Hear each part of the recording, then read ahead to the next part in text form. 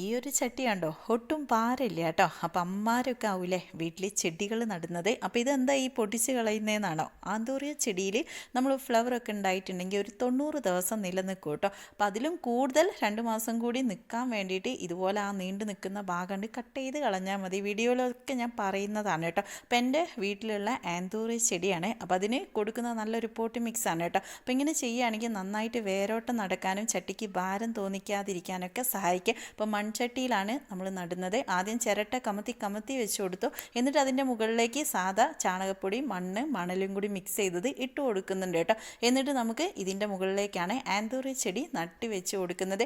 അപ്പോൾ ഇങ്ങനെ ചിരട്ട വെച്ചിട്ടുണ്ടെങ്കിൽ വെള്ളം നല്ലോണം ഊർന്നു പോകാനൊക്കെ സഹായിക്കും. അപ്പോൾ അതാ നല്ലൊരു ഫ്ലവറൊക്കെ ഉള്ള ആന്തൂറി ചെടി ഇതിലേക്ക് നട്ട് വെക്കുന്നുണ്ട്.